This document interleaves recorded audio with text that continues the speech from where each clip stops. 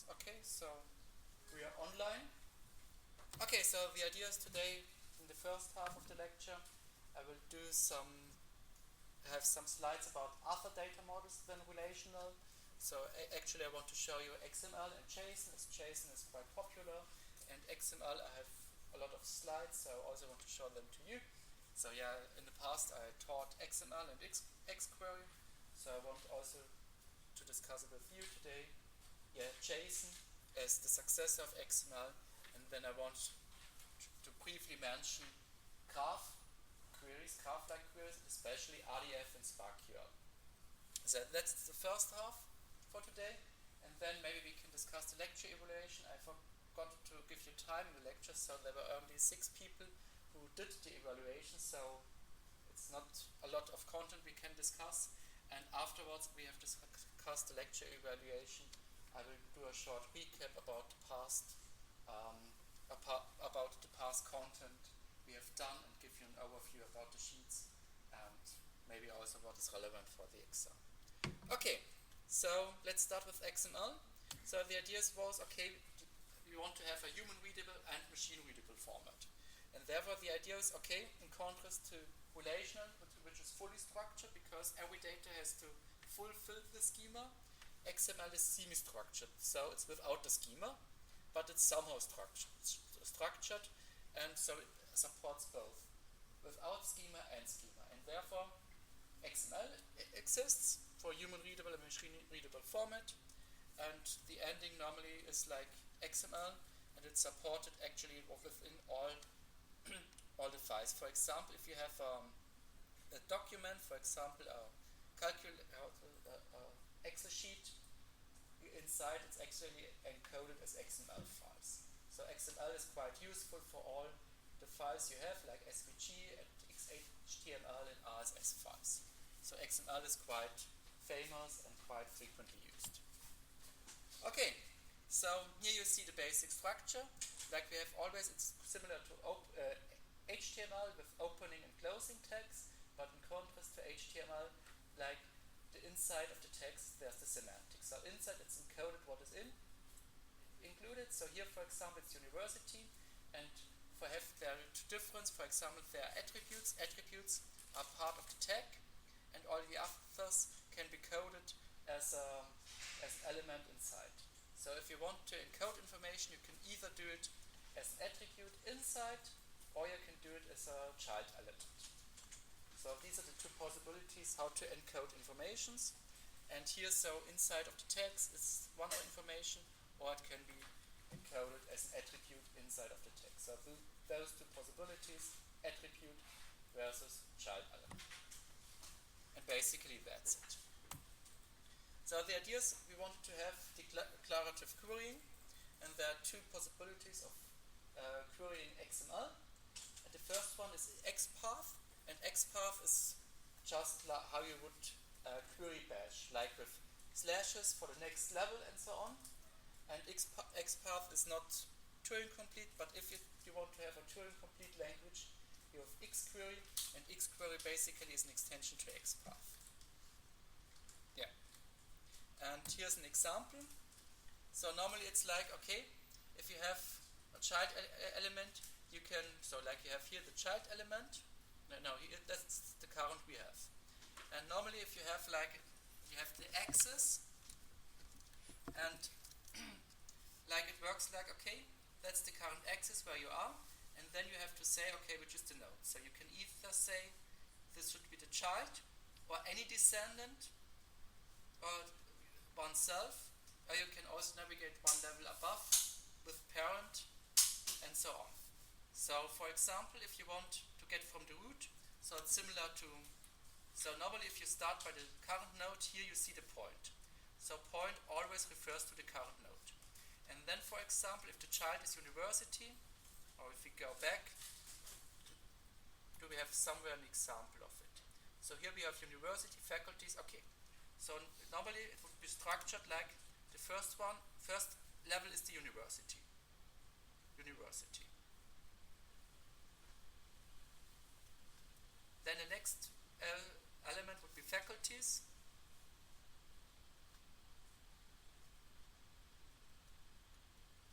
next element would be faculty.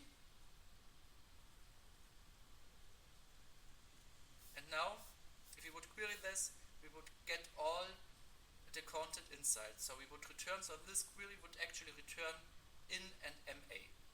So that's actually how you navigate through with XPath through all the elements. And you can make it short. For example, you can say self or descendant, and this would be with 2 slashes, and then you can directly navigate to faculty. So this would be short for all the descending nodes. So this would be one abbreviation. And what you can also do is you can check, for example, you can for example, if you only want to print all the universities with at least one faculty, you could navigate like that, university,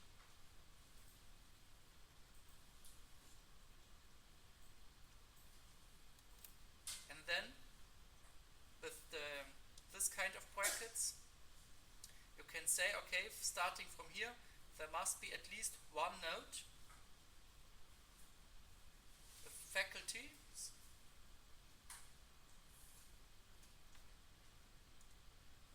So this is like checking a condition. So here you can actually, what it does, it would return all the tags with universities, so all the universities here, if there exists at least one entry of faculties. So like this kind of brackets is used for checking predicates, and inside you can navigate. So here, point always refers to the current one. So from the current one, we would go down, one level down to faculties and check whether there's a faculty. Like we could also do some other things. For example, we could count the number of faculties. For example, we could enter an aggregate function like that, count, and then, for example, the number of faculties we have. So we would access each element, so point from the current one, university, and then all self or descendant, and would say, okay, let's count all the faculties. And this should be equal to 2.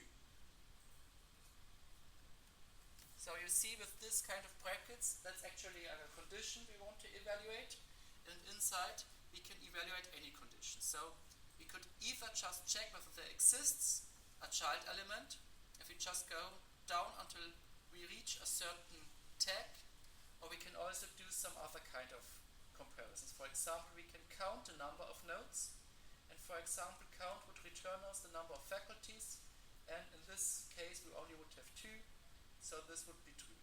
So that's actually how XPath works.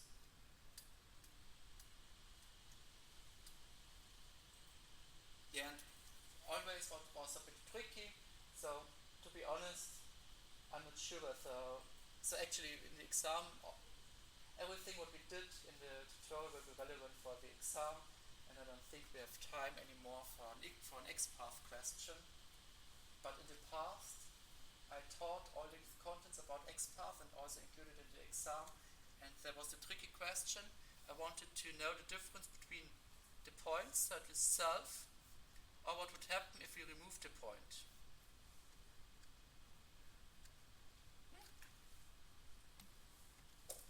So here if we would remove the point,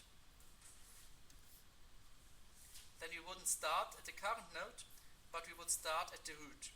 So if then the whole document would exist 2 elements of named faculty, this would be true. And this was kind of tricky because like it's important to know the difference that with point you access the current node where you are, and without point you always start at the root. So like here you see the axis, and you always have to start at the root.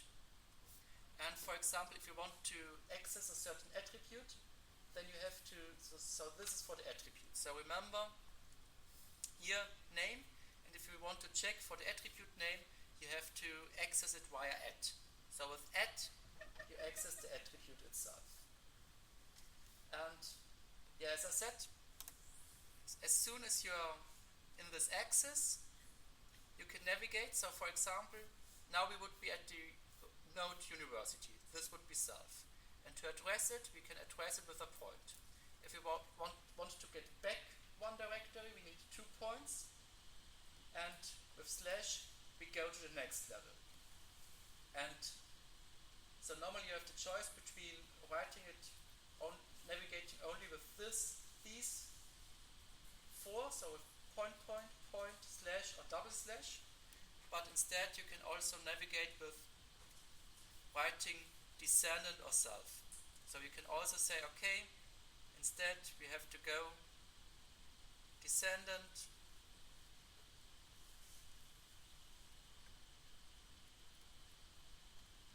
points university,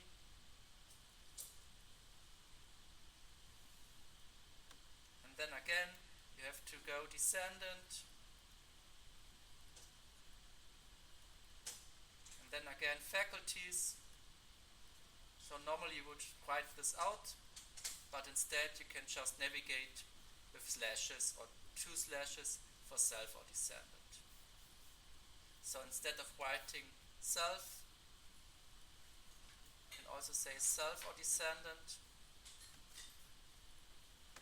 It should be the current one or one of the childs. You can write, and then you want to go to faculty directly, so it would navigate directly down to faculty. You can just write two slashes faculty. Yeah, so basically that's XPath. So like you navigate with slashes, and normally, currently I don't have access to the internet. I don't know why. So because actually I have slides, not the slides, but a tool where you can, now I have access to the net. So tools.db.in.tum, and here basically you see all my interfaces, and I have one for xQuery, and basically what you can do here, you can, like it's a university template, and here you can execute all the queries. Like here, this is a sample university. I think there should also be an English one. I hope like that. No, it isn't like that. I know that there's an English one. So university, university 3 it is. With university 3 you get like the English one, and then you can try it out. So you can, for example, you can go directly, for example, if you want to get all the faculties with at least one lecture, you can say, okay, faculties, what would be the result? It would list us all the faculties here, and now we want to get all the faculties with at least one lecture. And then we have to go down, faculty, and where exists at least one lecture.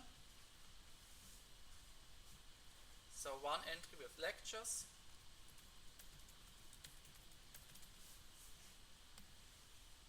Okay, it did not work. Why didn't it work? So faculty, and then lectures.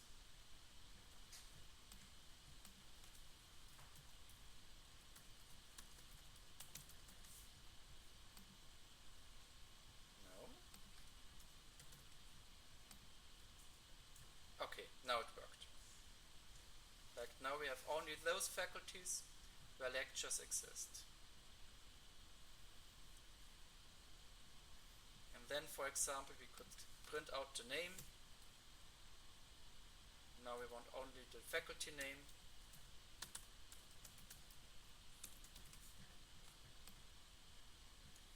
These are the faculties with at least one lecture. And if we want to avoid the tags, we can say text behind, and we only get the faculties where at least one lecture will be given. And now you see the difference between the point, which actually refers to the current faculty, and without. Now it would start at the root, and then also those faculties without any lecture would be included, because this check would be true if there's at least one faculty with lectures, then it would be true for all the faculties. So always be sure that there's the point inside. Like that's the difference between the current one or starting from the root.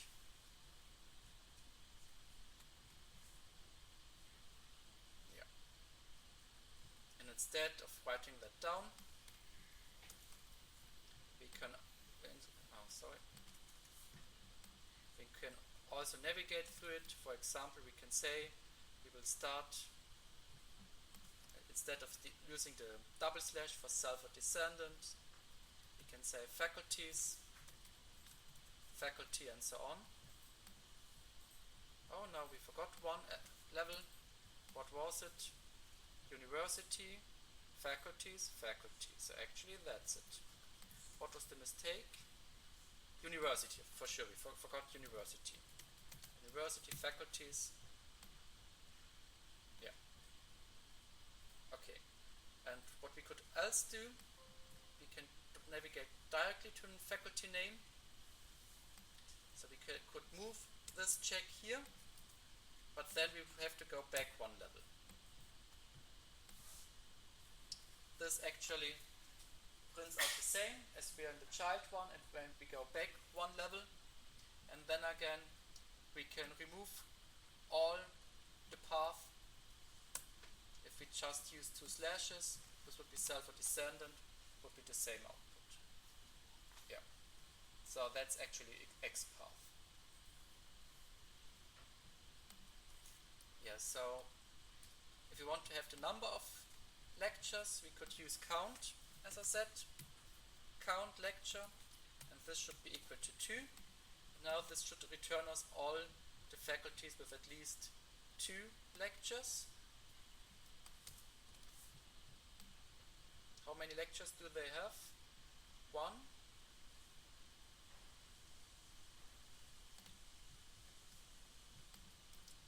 I think we have to count the lectures.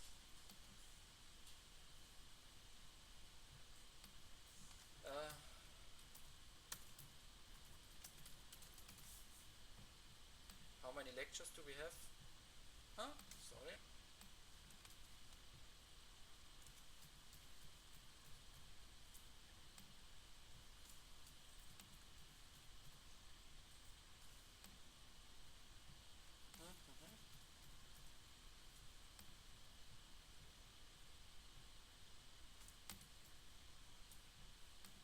So let's print again the whole query. And it would be faculty name, and then 1, 2, 3.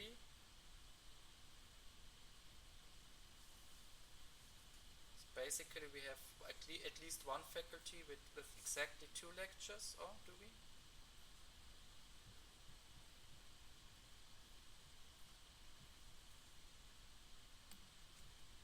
So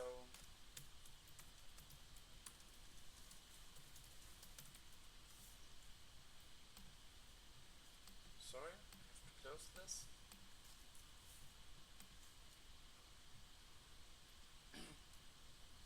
So lectures. Okay, so of course we can count the whole lectures. So this would give us the number of all lectures, but actually if we want to do it for every faculty name, we would use a bigger query, and this would be then X query. So what we could do would be faculty, where we entered a certain name. So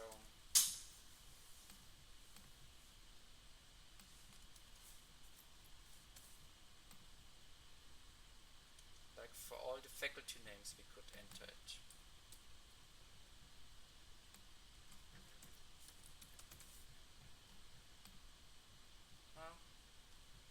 Because here's the count.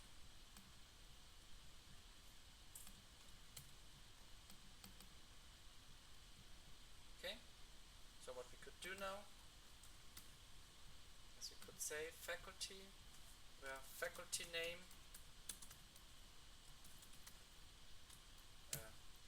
text would be equal to theology.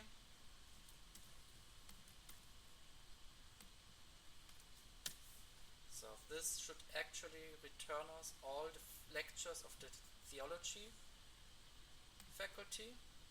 Found T. Where's the T? No, because like here, oh yeah, faculty here.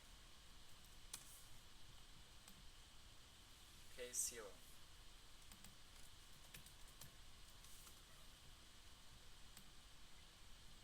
Okay, so that's mistake.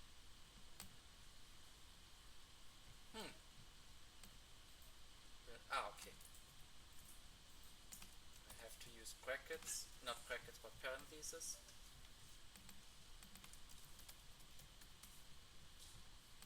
But it works. Okay, yeah, that's it. So here we see all the lectures of the theology faculty, and here philosophy would be philosophy, would be the other one. Okay, so either 1 or 4. So that's also why it did not work, because before I wanted to show you only those faculties with exactly 2 lectures, and as we have one faculty with 1 and one with 4, so it did not work. So yeah, what I wanted to do actually was like, I wanted to print all the faculties who have exactly 2 lectures, so the count of lectures should be equal to 4, and then you want to have the faculty name. Okay, so this should work. No, because I forgot here to add the closing bracket.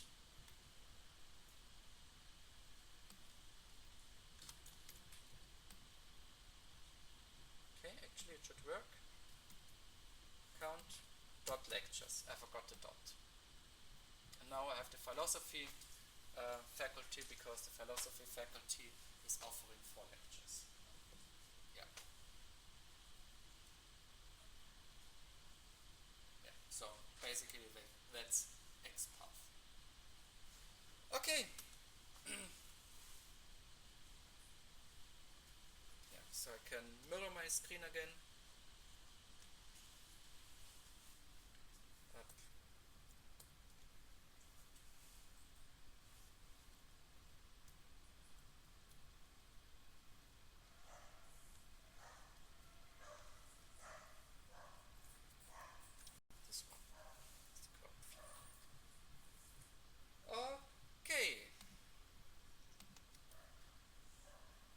Okay, so you can either use the tool I have shown you, or otherwise you can also use XML-lint if you want to do it on your bash environment, and then you can use XPath on your own.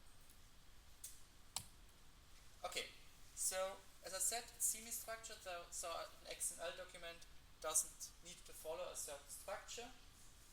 So, but if you want to have a structure, XML schema exists. And basically XML schema is defining a grammar, a schema. And for example, here it would say, okay, there has to be an element called university as root node, and it has like elements like faculties and president. And the president, for example, would be an attribute inside, and it is required.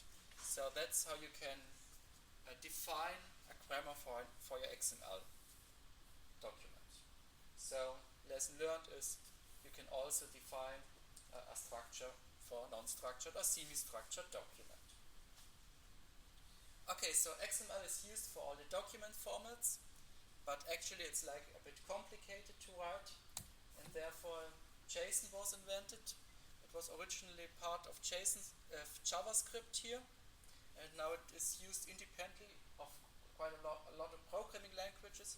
So there's also, for JSON, there's a very nice C++ header-only library. So if you want to know it, normally I'm teaching how to use the C++ library. So actually there are nice libraries to use JSON also in other programming languages than JavaScript. For example, I like programming in C++, and therefore there's a JSON integration for C++, which is header-only. I really like it. Okay, so it's basically Also key-value pairs, like is used in all NoSQL databases. And yes, so that's how you can use it. Curly brackets for opening and closing. And then you have the attribute name, so the key and actually the value. And you can have all the attributes, and then you can use arrays. So arrays have a certain order, whereas the JSON object itself does not have an order. So inside the array you can navigate using a certain order, and inside you can again have either arrays or like JSON objects. JSON objects always start with a curly bracket and then having key value pairs. Yeah. So that's actually, so you can either nest it using an array or using a not unstructured, without any ordering, you can use again a nested JSON type. Okay, so this is JSON, and I think everyone should know what JSON is because it's really nice to export data as JSON. Similar to XML schema, there are also some efforts of defining a schema of formalizing a schema in JSON. And for example, there's also the JSON schema. And here you can also define, like for our university structure, that there must be an attribute which has the title university, and then you can also have some required attributes, and also for some nested objects. So if at any time anyone asks you if there is a schema for JSON, now you know it. You can say yes, there is. Okay, so like if you want to query it on your bash command, you can use JQ, but also there's a JSON integration in SQL, and I think this is part of the tutorial for today. Yeah, and here are some tasks you can do if you want to if you want to try out a JSON query. But in contrast to XPath, so XPath is standardized. So the integration of XPath for XML is standardized in SQL. JSON path not. So there's still no standardization for JSON path, which is a bit sad. So that's because like that we do not have a specification to which all the database systems have to follow. So according to the evaluation, so I got like 2 remarks, and one remark was that I should teach SQL dialects. But actually what I'm teaching here is everything until the tutorial today, but so far everything is standardized. So it doesn't matter which database you're using, all database systems should support the SQL standard. So everything I have taught to you is standardized. Also XPath in SQL is standardized. You can use XPath in SQL, and this has been standardized. But JSON path is not standardized. I don't know why, but it is not. So because one asked why I'm not teaching SQL dialects, but actually what I'm teaching is standardized. So it doesn't matter which database you use, all database systems should support it. So JSON path is not standardized, although there are a lot of JSON integrations in database systems. Okay. So I want to close this lecture by RDF and SparkQL, and basically it's a graph querying language. And graph querying language basically follow the syntax subject, verb, object. So you always have this triples. And it's like good for querying relationships. For example, I think the most prominent example is how if you want to query actors in a film, so actor was part of another film. So you can say, okay, you have the film Titanic, and you have the verb is playing in, and then you make a big question mark, and then the output of SparkQL will be all the actors which were part of the film, of the movie Titanic. So basically that's how it works. So here, subject, predicate, object, and Bavaria is headquarters of the German Ski Association, and you have like this triple store representation. Always subject, predicate, object, and then now the idea is, okay, for example, if you want to have actually what you can do is you can have an attribute, for example, instead of Bavaria, and then you get all the locations, which are German headquarters and which are located and to which a Garching belongs. So that's actually how it works. So you can, wherever you want, you can enter a variable, and this can be used to fulfill relationships. So I think there's some information. Yeah, so the idea is you can link more graph data together. You have always like a path where you want to access, and like that you can link a lot of information together. So here's like the graph of the Open Data Cloud, and basically that's SparkQL. So it's a bit similar to SQL, like you have the select clause, and here that's actually what you want to output. And then it's always like, okay, you have one variable, which should be a person. So this is the predicate. So the variable should be a person with hair color black and eye color green. And what the idea is, you want to get all the names of a person with black hair and green color. And basically, so you use this variable to connect the information, and you output basically the names. So that's actually how SparkQL works. And I was so proud of myself that I created a web application. So I have created a web application just for SparkQL.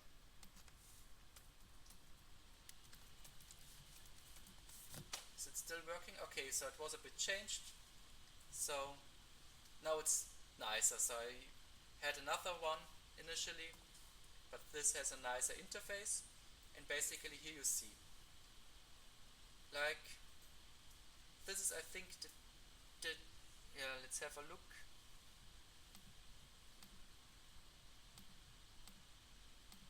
Yeah, so this was an old exam question of mine, and basically here I created the database like it is, and like here, for example, I said that Rapunzel has, so Socrates was written by Rapunzel, and it was published in 2006.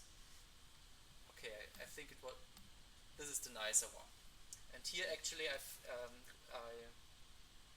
was searching for all the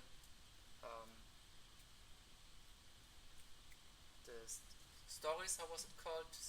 Fairy tale. Yeah, fairy tale is the Märchen, yeah. So I was looking for all the fairy tales and who were the authors of the fairy tales.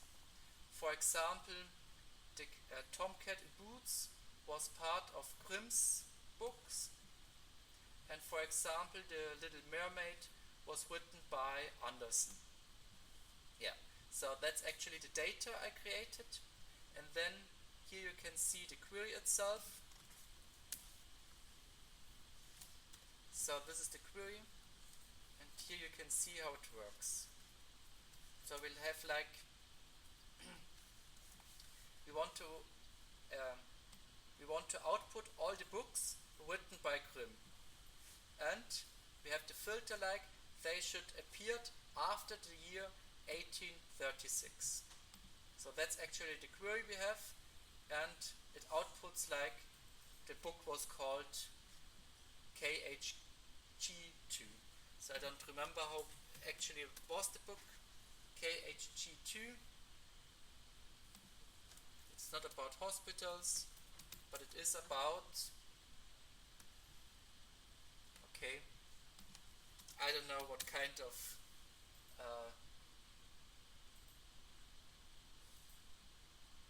Kulturwissen hoch 2. No, it isn't. It was an old exam question, and I think I had some books of Grimm I was looking for.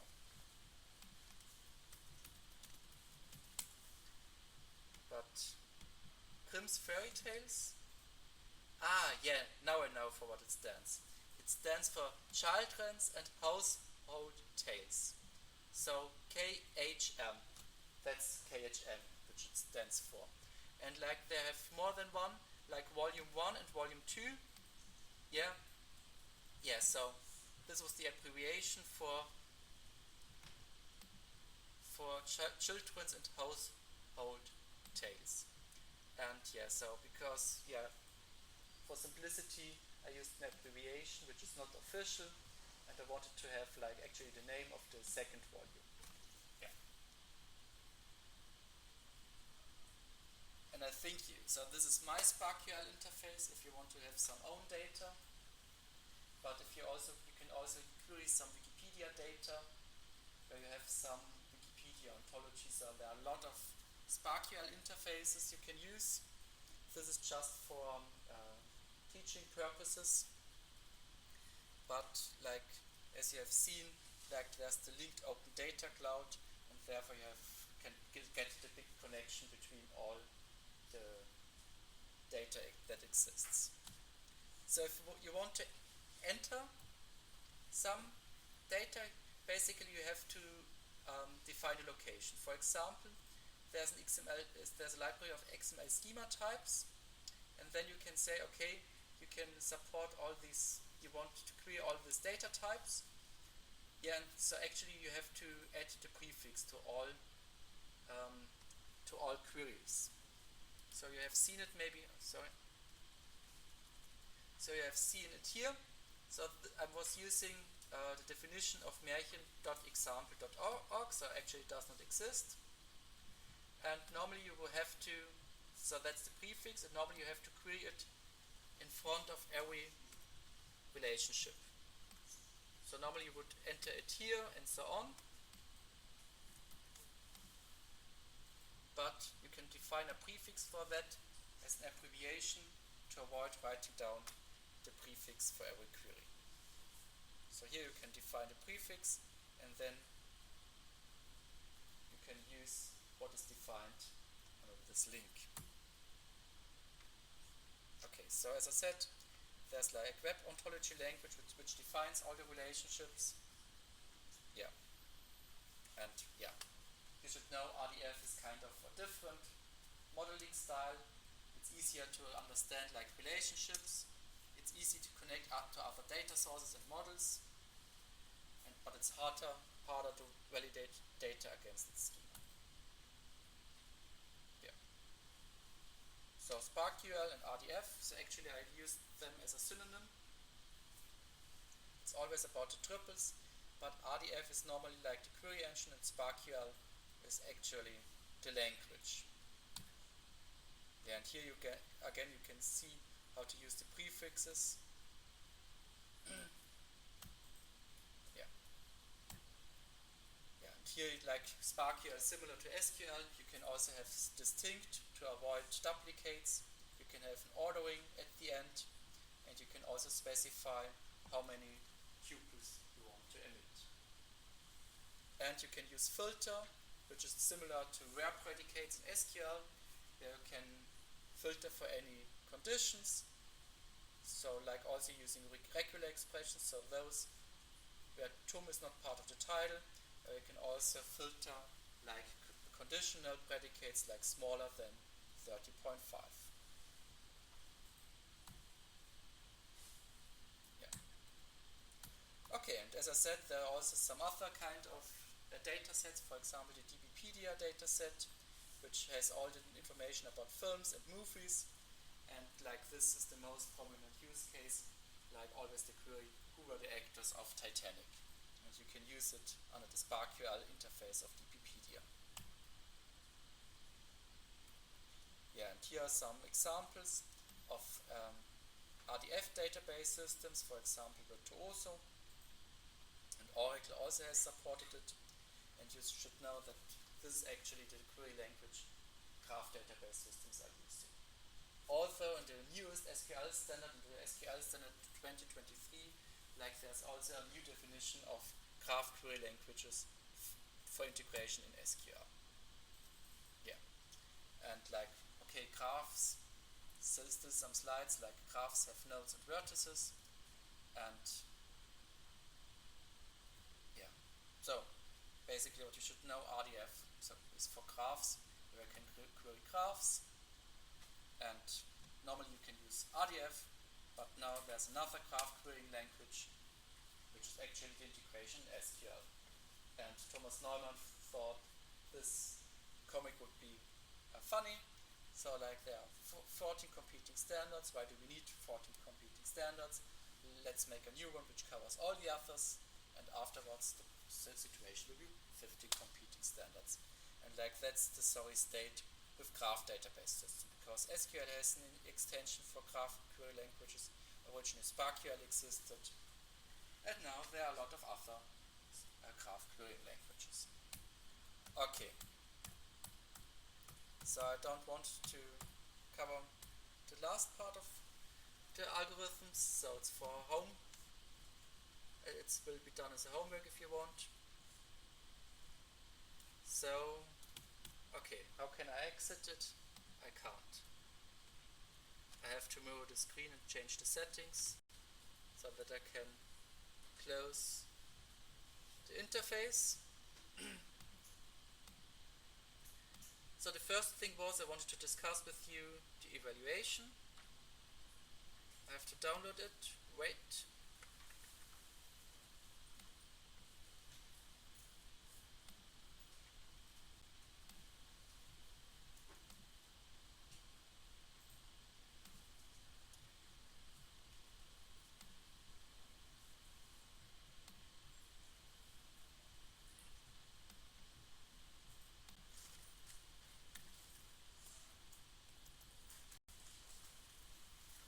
Okay.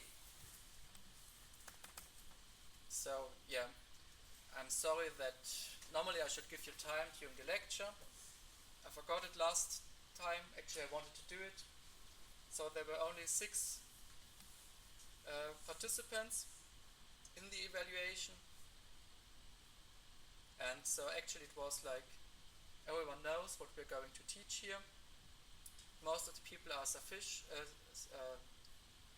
are happy with what they learned.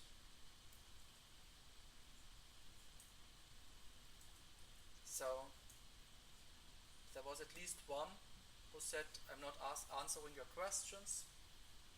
I'm sorry for that. You can just ask me again, and I try to not ignore you again.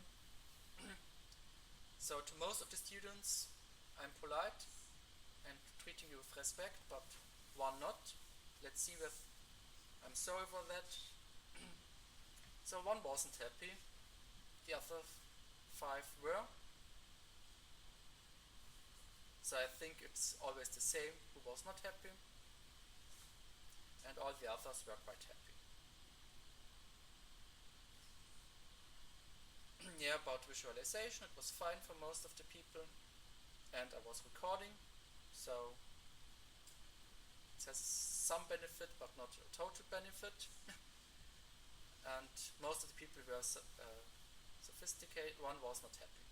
So I think it's always the same who was not happy at all. But here, overall, it was better. Okay. So like, what were the goals? To learn SQL, that's fine. And the lecture notes are pretty good to follow. That makes me happy. And yeah, one point was about that it's only a high-level lecture, and I should go more into details. But as I said, originally I wanted to teach you like how to program for modern CPU, how to program like code-generating database systems. But the problem was like then I would assume like the systems programming course is a precondition, and initially I only had 3 people, and like I don't know, it was like a disjunct. So the set of the participants in this course and the set of participants in my other course were disjunct. So no one of my one course was participating in the other one. So I can't go more into details because like then you should have a deeper knowledge about C++, and that's actually why I avoided to teach you all the systems programming parts, but try to give you a high-level view on SQL and how to use it.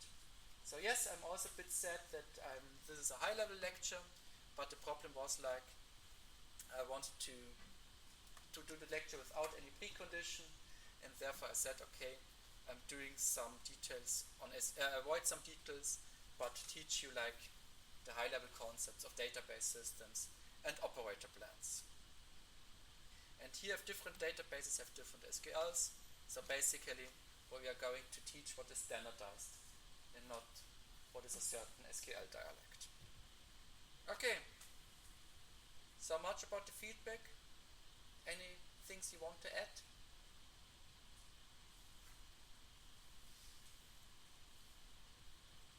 Good.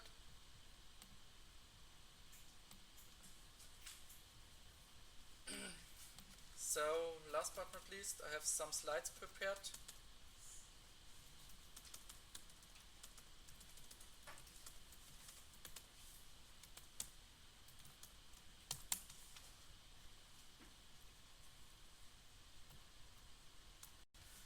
Okay.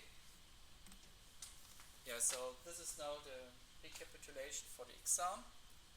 So the idea is, okay, like the exam will take place on August the 1st between 2 p.m. and 4 p.m. I think we started quarter past, but please be on time so that we can start 50 minutes later. So I looked it up, we have 159 exam registrations. I'm not well in calculation, but I think in this room are sitting less than 160. So I asked 4 hours ago, I asked for another room.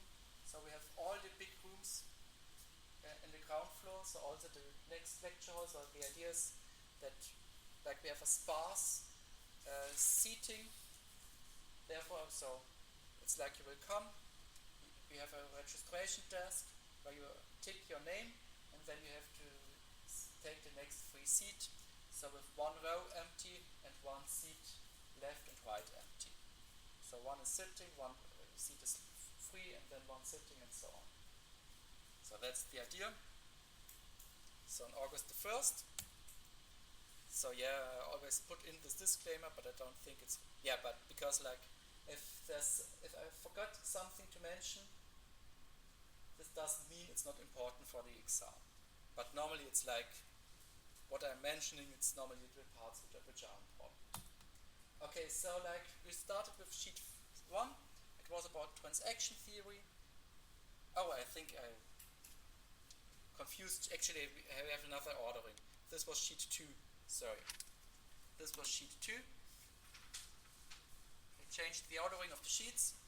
Sheet 2 was about creating a serializability graph.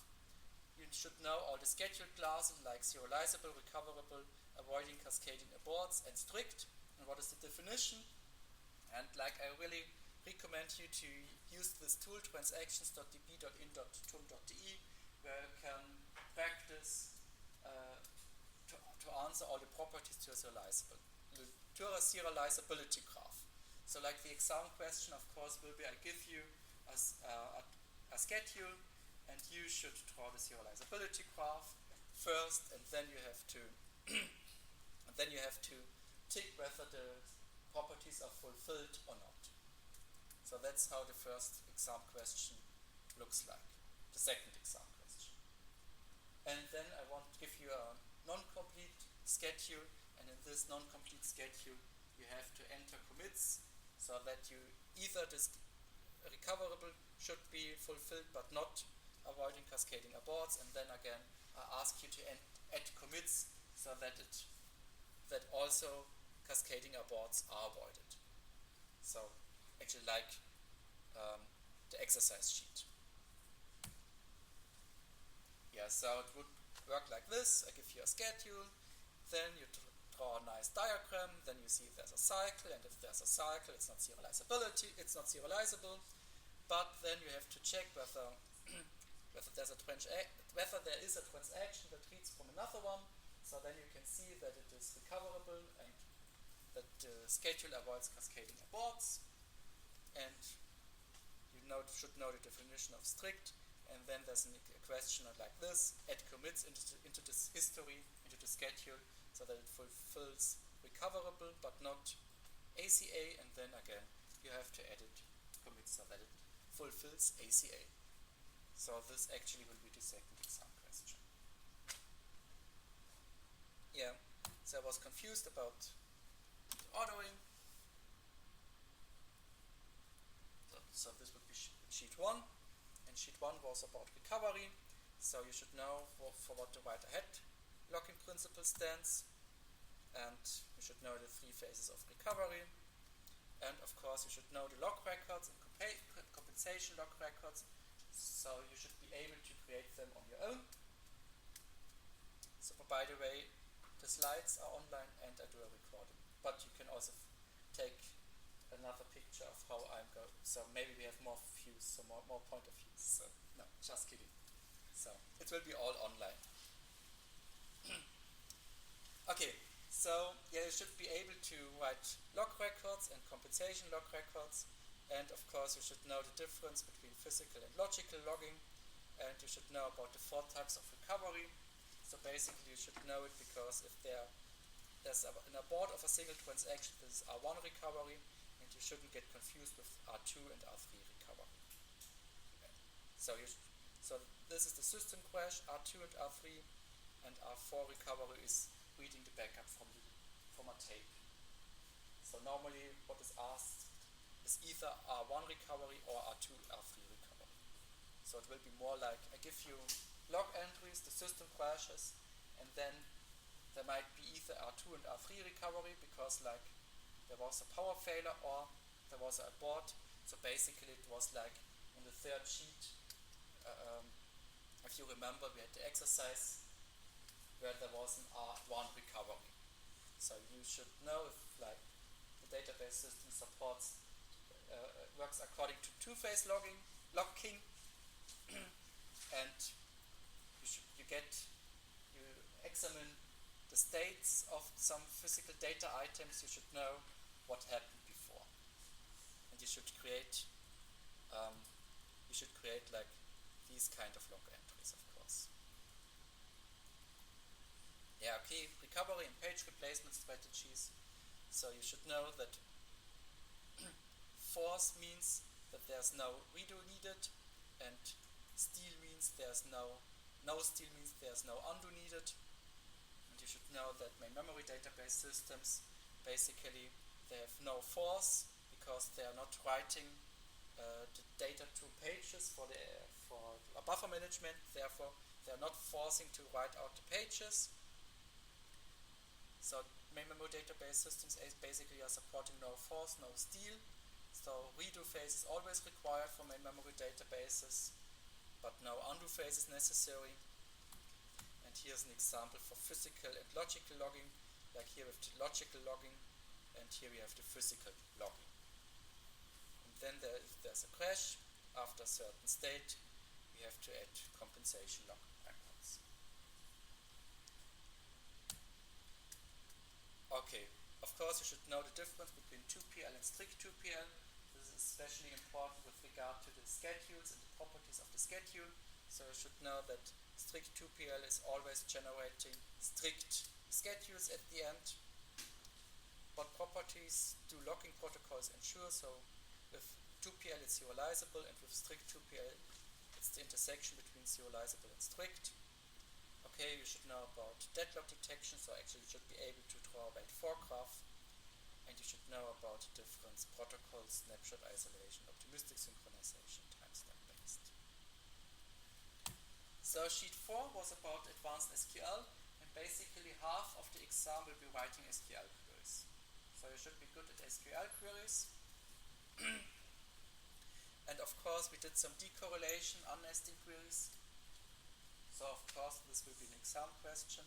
You should know how to write recursive SQL queries and how to write top K queries.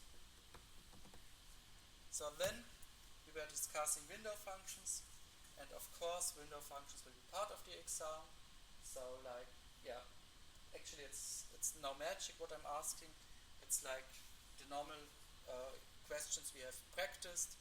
Like I give you a table and you have to answer some questions. You should know how to use partition by, you should know how to use the ordering for the window and how it is moving.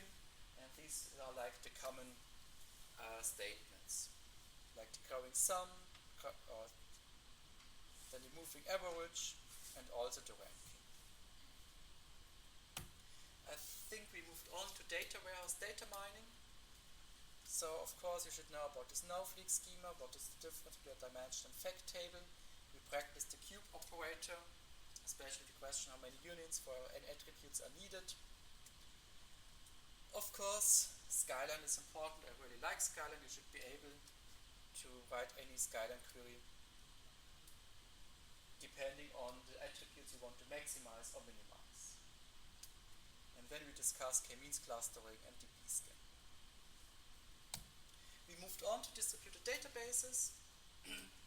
Yes, you should know the difference between horizontal and vertical fragmentation.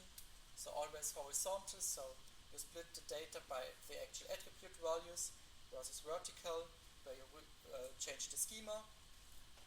And you should know how to unify the data from if it's fragmented over different nodes. For example, if you use horizontal fragmentation, basically you filter by the value and then you can just use a union, whereas you change the schema, so vertical fragmentation, you need a join on a common key to unify it. We practice quorum consensus. You should know what our read quorum is, what our write quorum is, and the conditions to read data and to write data. And last but not least, we discussed the Bloom filter. Then we moved on to implementation of database systems. Of course, you should know about the different execution models. So you should know what's the difference between volcano style compared to a produce consumer model. And of course, you should now be aware of the different implementations of joins. So they might either be sort merge joins, hash joins, nested loop joins, and what joins would be good for a certain situation. For example, the equi-join. For equi-joins, it's the best, it's the most efficient join we have. This can be done with a hash join, for example. We moved on to main memory database systems. Of course, we discussed the adaptive writing stream. So I will ask you, of course, to give you keys, and you should answer me whether the keys are included or not. You should also be aware how an insertion of a key works, so how when to increase the node size, and how it is with the nodes below a certain level. And of course, you should know the difference between column and row store, and for what type of application they are suited. So for analytical workloads, of course, column store is better suited, whereas for write-heavy workloads, so RLTP, transactional workload, row store is better suited. Last but not least, so that's what we are going to discuss in the tutorial. You will know the bash commands, so basically the commands which are included in the GNU utils, and you should know the SQL counterparts. So you should be able to translate one into another. And if I give you SQL, you should be able to translate into bash, and if I give you bash, you should be able to translate them into SQL statements. Okay, I suggest to make a short break until 5:30, so until 5:30, and then we can. I think we should start the tutorial, and then you can first ask questions, and then we can move on with the tutorial. So let's continue at 5:30.